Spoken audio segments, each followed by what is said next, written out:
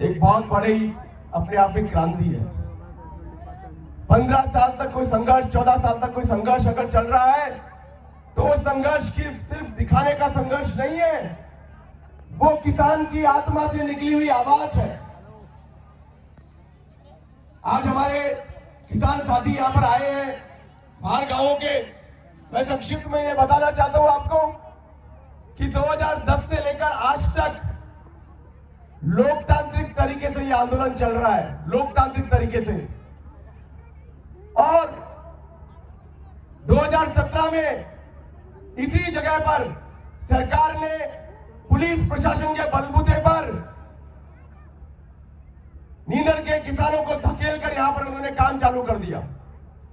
और 2017 में हम किसानों ने मिलकर, हम कॉलोनी वासियों ने मिलकर उस काम को रुकवाया और हमने यहां जमीन समाधि सत्याग्रह जैसा एक हमने ऐतिहासिक आंदोलन यहां पर किया।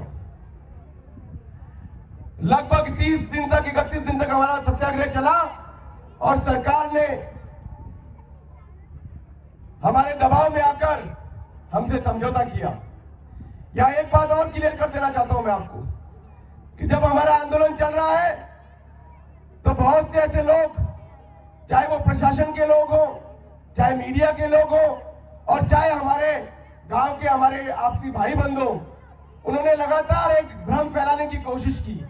और वो भ्रम ये फैलाया कि साहब नगेंद्र सिंह शेखावत तो जमीन को अवाप्ति से मुक्त कराने का आंदोलन कर रहा है, उसके पास तो एक ही मांग है कि जमीन अवाप्ति से मुक्त होनी चाहिए। और उन्होंने क्या भ्रम फैलाया कि जमीन तो अवाप्ति से मुक्त हो ही नहीं सकती है, तो नगेंद्र सिंह तो तुमको पागल बना रहा है, नगेंद्र सिंह तो तुमको पागल बना रहा है, जमीन तो अवाप्ति से मुक्त हो ही नहीं सकती। तो हमने, नगेंद्र सिंह ने और हम कैलाश बोरा जी ने और हम जो हमारी समिति के मेंबर हैं, उन्होंने हमारे जो जमीन अवाप्ति को निरस्त करने का जो प्रस्ताव था उसमें और प्रस्ताव भी हमने जोड़े। हमने कहा कि आप जमीन अवाप्ति निरस्त मत करिए, आप हमको मुआवजा दे दीजिए। जो आप 25% जमीन हमको दे रहे हैं, आप 35% जमीन दे दीजिए, आप हमें इसके बदले में मुआवजा दे दीजिए। और भी बहुत सारे समझौते के बिंदु हमने उनके साथ बनाए। हम एक बिंदु पर नहीं अड़े, हमने और प्रस्ताव भी उनको दिए। तो 2017 में जमीन समाधि सत्याग्रह के बाद हमारा सरकार से समझौता हुआ और सरकार ने कहा कि हमारी बात मानते हुए कहा कि हमारा जो नींदर का सर्वे है वो फिर से करवाया जाएगा। और आप देखिए हमारा जमीन समाधि सत्याग्रह से उठना हुआ और सरकार का वो समझौता तोड़ना हुआ। लाला बाबा की रानी, साधु बाबा की रानी में पूरे दल बल के साथ पुलिस को लेकर और उनके ऊपर लाठियां बरसाई गई। मैं धन्यवाद देता हूं हमारे साधु बाबा और लाला बाबा के हमारे साथियों को कि उन्होंने डटकर पुलिस का मुकाबला किया और उनको वहां से भागने में मजबूर किया। लेकिन अब आप तो बताइए, आप बताइए, हमारी पीठ में खंजर किसने भोंका? सरकार ने भोंका या हमने भोंका? सरकार ने भोंका। हमने सबकी बात मानते हुए उनसे समझौता किया और समझौता करने के बाद हमारी पीठ में खंजर भोंका गया, हमारे किसान भाइयों पे लाठियां बरसाई गई और हमें जेलों में डाल दिया गया। लेकिन हम रुके नहीं, हम झुके नहीं, क्योंकि हम किसान हैं। जो किसान अभी कैलाश जी बता रहे थे, सर्दी हो, गर्मी हो, बारिश हो, ओढ़े हो, अकाल हो, अनावृष्टि हो, वो कभी रुकता नहीं है। तो ये नींदर के किसान भी नहीं रुके और सरकार से आगे सरकार को पाड़ा देते रहे। अब फिर 2020 के अंदर फिर सरकार ने हिमाकत करी, फिर जेडीए ने पुलिस के दल बल के साथ फिर हमारे यहाँ पर जमीनों पे डाका डालने की कोशिश की और फिर हमने आंदोलन किया और फिर हमने जमीन समाधि सत्याग्रह किया।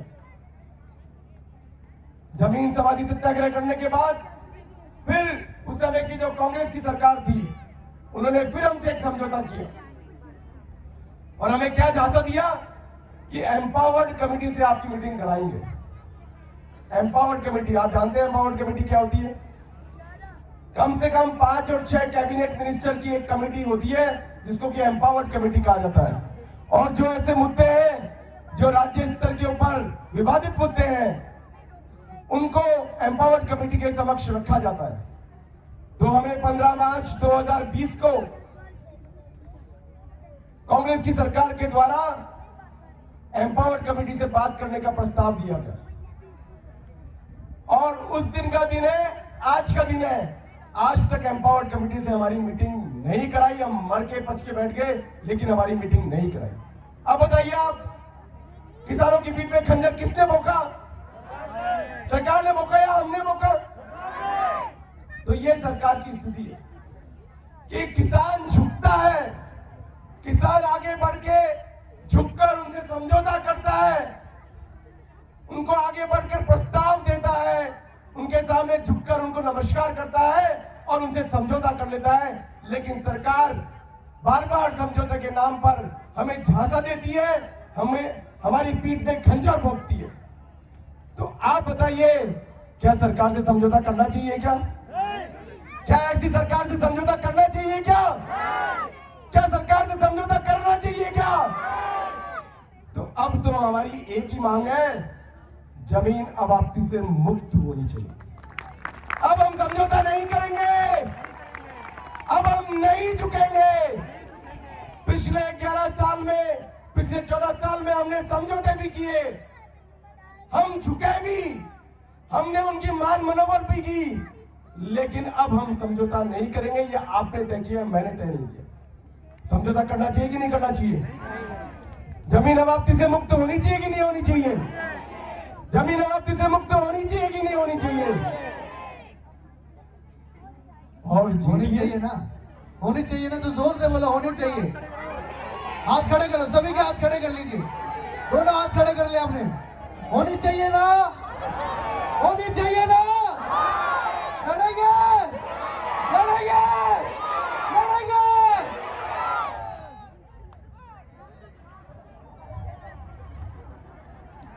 कौन आना चाहता है यहां पर? हमारी जमीनों को छीनकर यहां पे कौन आना चाहता है? जेडीए, जयपुर विकास प्राधिकरण। जयपुर विकास प्राधिकरण हमारी जमीनों पर कब्जा करना चाहता है। अरे जानते हो आप जयपुर विकास प्राधिकरण को? जानते हो कि नहीं जानते हो? अरे भ्रष्टाचार का अड्डा कौन है? जेडीए। राजस्थान में भ्रष्टाचार का अड्डा कौन है? जेडीए। किसानों की जमीनों की लूट कौन कर रहा है? जेडीए। सरकार ने जेडीए नाम का एक ऐसा पिट्ठू बिठा रखा है कि सरकार जेडीए के नाम पर जमीनों की लूट कर रही है और भ्रष्टाचार कर रही है। और ज्यादा दूर जाने की जरूरत नहीं है। आपके बगल में ये लोहा मंडी वाला कांड पता चला क्या आपको? आपको पता चला लोहा मंडी का कांड? जी हाँ। अभी 5-7 दिन पहले ही अखबारों में बड़े बड़े स्तर पे छपा है,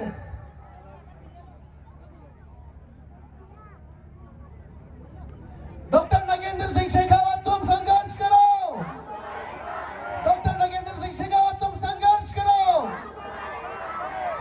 अभी कुछ दिन पहले ही अखबारों में जेडीए के कारनामे छपे हैं और जेडीए ने यहां लोहा मंडी पर किसानों की जो जमीनें लोहा मंडी के नाम पर अवाप्ति करी गई, उन जमीनों पर 15% विकसित जमीन देने का वादा था।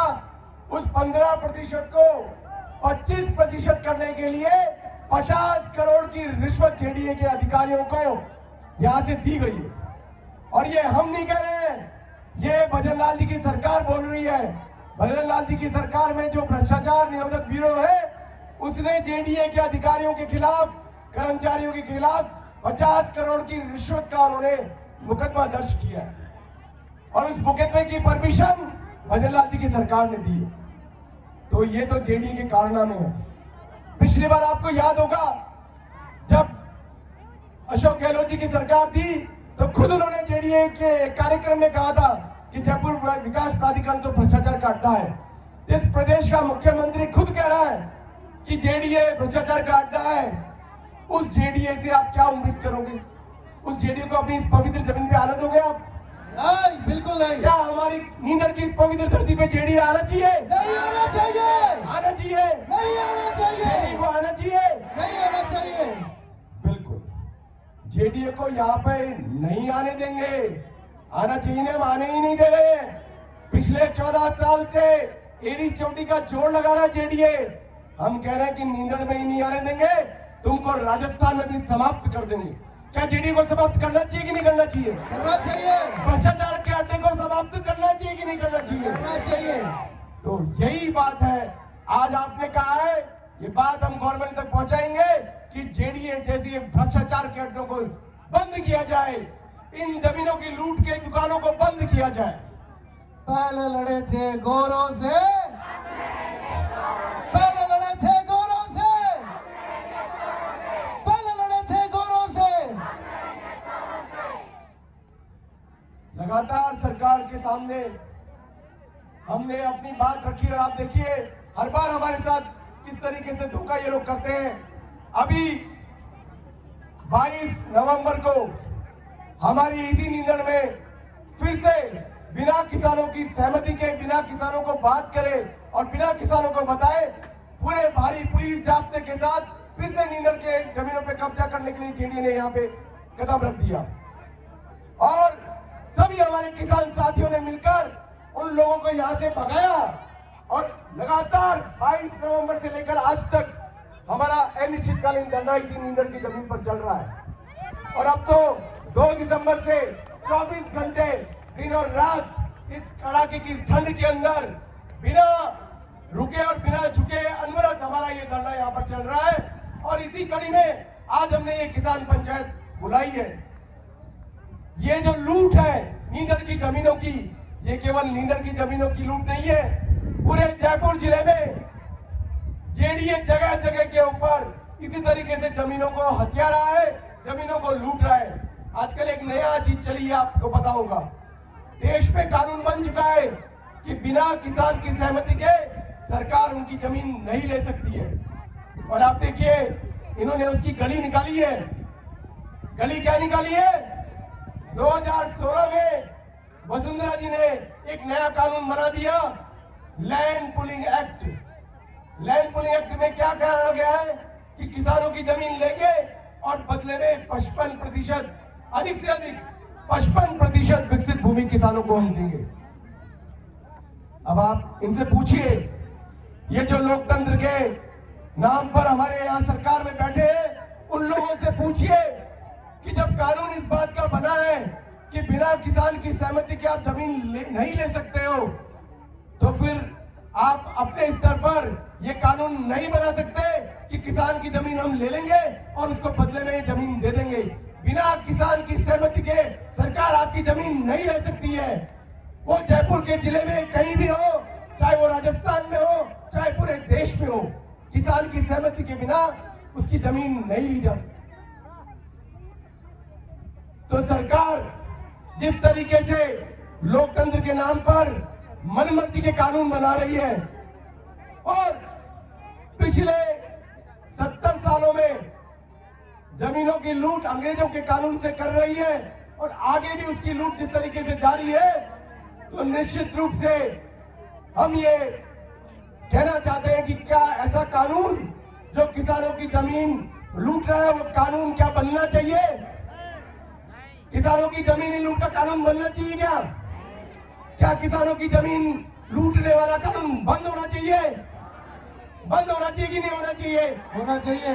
ऐसा कानून जो किसानों की जमीन लूट रहा है वो कानून खत्म होना चाहिए कि नहीं होना चाहिए? होना चाहिए। अरे जोर से बोले, खत्म होना चाहिए कि नहीं होना चाहिए? जोर से, जोर से, जोर से। तो ऐसा कानून जो किसानों की जमीन लूटता है, जबरदस्ती किसानों को उनकी जमीनों से बेदखल करता है, वो कानून खत्म होना चाहिए। ये मैं नहीं कह रहा हूं, ये आप कह रहे हैं।